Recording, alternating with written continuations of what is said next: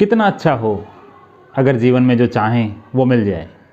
बस यही विडंबना रहती है कि जो चाहा वो मिला नहीं। अक्सर लोगों को ये कहते हुए आपने भी सुना होगा कि मैंने फ़लाँ चीज़ को इतना चाहा लेकिन हासिल नहीं कर पाया। क्या है ऐसा तरीका कि चाहें और मिल जाए? कैसे चाहें कि जो चाहा है वो मिल जाए? इस विषय पे आज थोड़ा बात करने वाले हैं। उससे पहले इस बारे में मैं आपको बताऊं, आपको इस सिस्टम को, इस मैकेनिज़्म को थोड़ा समझना पड़ेगा। ऐसा समझिए जैसे अगर आप कहते हैं कि गाड़ी कैसे चलाऊं कि मैं कहीं पहुंच जाऊं, तो गाड़ी के मैकेनिज़्म को आपको समझना पड़ेगा कि पहले इसको स्टार्ट करना पड़ेगा, फिर क्लच को दबाना पड़ेगा, फिर एक्सीलेटर दबाना पड़ेगा, इस तरह बैलेंस करना पड़ेगा, ऐसे ऐसे चल के और पहुंच जाएंगे। इसी प्रकार इस चाहने और पाने के मैकेनिज़्म को आपको समझना पड़ेगा। और इस मैकेनिज़्म को समझने के लिए जो ड्राइवर है, जो इस गाड़ी का, इस जीवन का जो ड्राइवर है, उसके काम करने के तरीके को आपको समझना पड़ेगा। इसका ड्राइवर है ब्रेन, हमारा दिमाग। तो आइए समझते हैं कि हमारा दिमाग कैसे काम करता है, वो कैसे चाहे कि जो हम जीवन में चाहते हैं वो मिल जाए। इसके काम करने के तरीके को समझने के लिए आइए इसकी संरचना को समझते हैं। ये है मनुष्य का दिमाग। ये मुख्यतः 3 हिस्सों में बटा हुआ है। इसका सबसे पहला आगे का हिस्सा है कॉन्शस माइंड यानी चेतन दिमाग। बीच का हिस्सा यानी दूसरा हिस्सा है उपचेतन दिमाग यानी सब कॉन्शस माइंड। और इस जो हमारा पीछे का, हमारे सिर के जो पीछे का हिस्सा है वो है अनकॉन्शस माइंड यानी अचेतन दिमाग, अचेतन मन भी जिसे कहते हैं। अब देखिए अचेतन मन कि इनको समझते हैं हम। चेतन मन से हम एक बार में मुख्यतः 2, 4 या 5 काम करते हैं। जैसे कि हम खाना भी खा रहे हैं, गाड़ी भी चला रहे हैं, कई बार फ़ोन पे भी बात कर रहे हैं, गाने का आनंद भी ले रहे हैं, कहाँ जाना है ये भी सोच रहे हैं, साथ के साथ ये भी चल रहा है कि जिससे मीटिंग करनी है उससे क्या बोलना है। इस प्रकार 2, 4 या 5 काम हम एक बार में अधिक से अधिक उससे कर पाते हैं। और दूसरा है हमारा उपचेतन दिमाग यानी सब कॉन्शस माइंड। सब कॉन्शस माइंड में हमारी जो भी हम सीखते हैं, समझते हैं, जानते हैं, उसकी स्टोरेज होती है। जैसे मान लो आपने एक बार खाना खाना सीखा और वो आपके उपचेतन दिमाग का हिस्सा बन गया। आपने पढ़ना सीखा, वो भाषा का ज्ञान आपके उपचेतन दिमाग का हिस्सा हो गया। आपने टाइपिंग करना सीखा, आपने गाड़ी चलाना सीखा, इस तरह आपने म्यूज़िक सीखा। इस प्रकार जो भी हम लंबे समय तक अभ्यास करके सीखते हैं वो हमारे उपचेतन यानी कि सब कॉन्शस माइंड का हिस्सा हो जाता है। और जो है देखिए ये भी एक ज़रूरी है। कई बार हम सोचते हैं कि जीवन में अगर मान लो कि कोई दुर्घटना हो गई, कोई ऐसी बात हो गई जिसे हम भूलना चाहते हैं लेकिन भुला नहीं पाते। ये इंसान की अपनी समझ के ऊपर निर्भर करता है। अगर देखिए अगर ये याद करने का तरीका ना होता तो जीवन तो पशुओं जैसा था। पशु जैसा भी नहीं हो सकता क्योंकि पशु को भी पता है कि कैसे चलना है, कैसे खाना है। पशु का भी सब कॉन्शस माइंड का एक लेवल है। और जो है सब चीज़ें हमें नए तरीके से सीखने पड़ती अगर हमारा मेमोराइज़ करने का तरीका नहीं होता। तीसरा हिस्सा है हमारा दिमाग का अचेतन दिमाग यानी कि अनकॉन्शस माइंड। यही सबसे सुपर ब्रेन है, यही मेन दिमाग है जो जीवन को चलाए रखता है। अब ये देखिए कि कॉन्शस माइंड एक बार में 2, 4, 5 काम करता है। सब कॉन्शस माइंड एक बार में 50-100 काम करता है। अनकॉन्शस माइंड आप क्या समझते हैं एक बार में कितना काम करता होगा? कम से कम जब इंसान शांत मानसिक अवस्था में होता है उस समय कम से कम 25 लाख काम प्रति सेकंड उसमें चलते रहते हैं।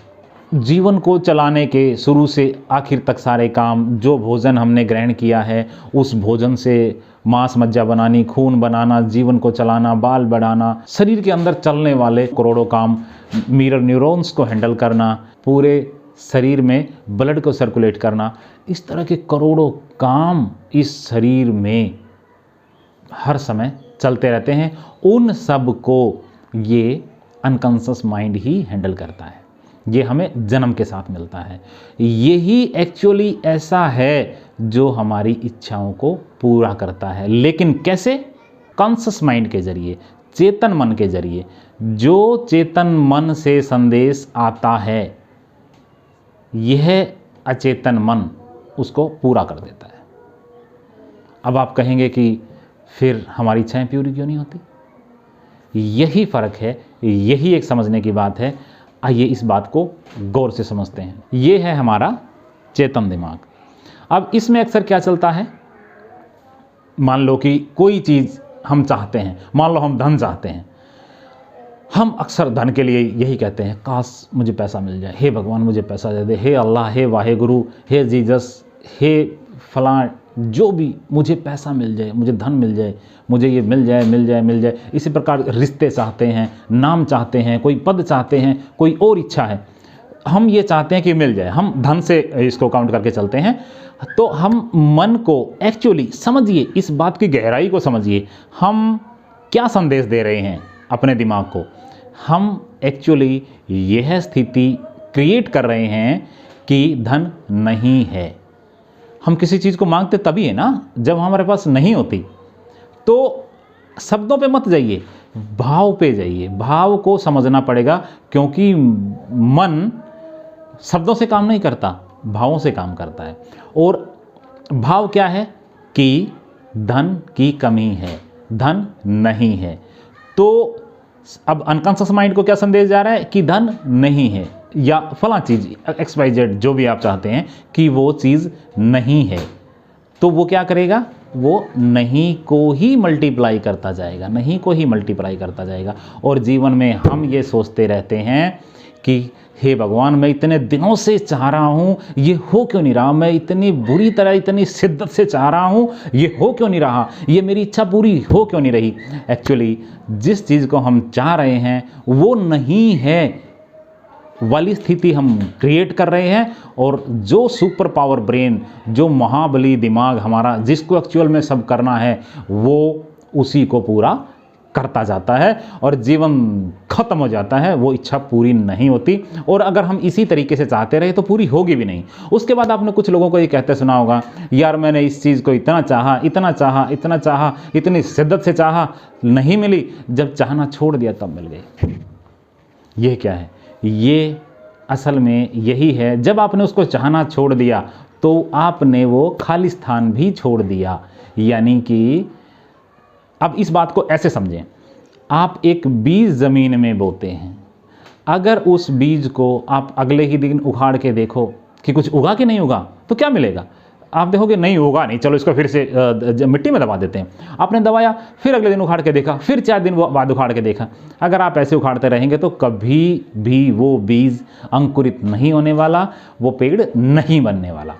तो कैसे, यही चीज़ विचार के साथ होता है कि जब कोई इच्छा आपके मन के अंदर पैदा हुई तो आपको वो इच्छा परमात्मा के हवाले कर देनी चाहिए, सिस्टम के हवाले कर देनी चाहिए, जो सुपर पावर ब्रेन है उसके हवाले कर देनी चाहिए और फिर उसको छोड़ना चाहिए।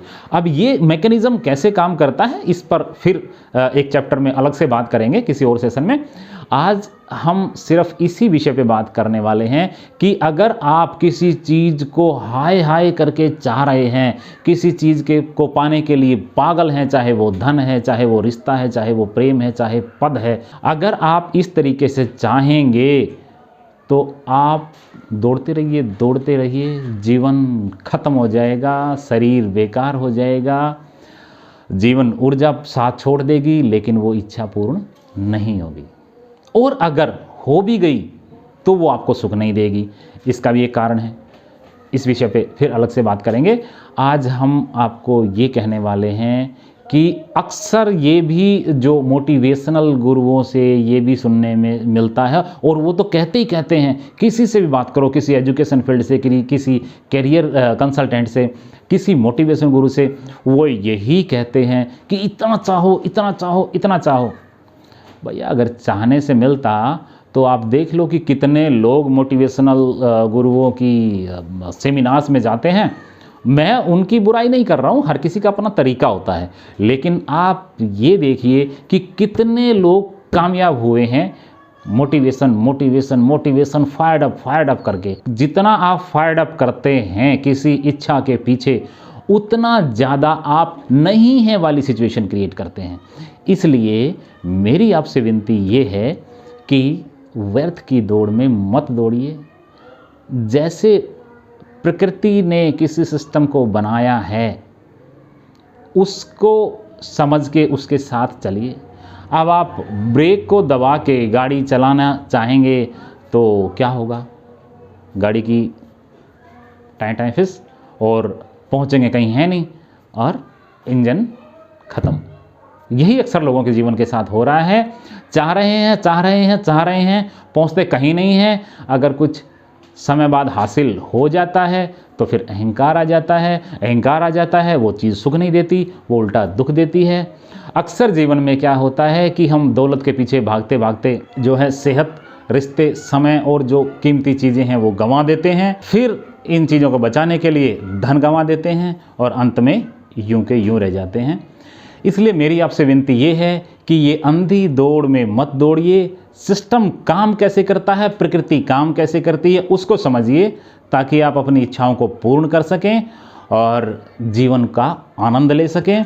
और अब इस चाहना कैसे है, इस विषय में अपन अगले सेशन में बात करेंगे। आज बहुत सारी बातें करेंगे तो बहुत ज़्यादा समय हो जाएगा। तो अभी आपसे विदा लेता हूँ। नमस्कार, धन्यवाद।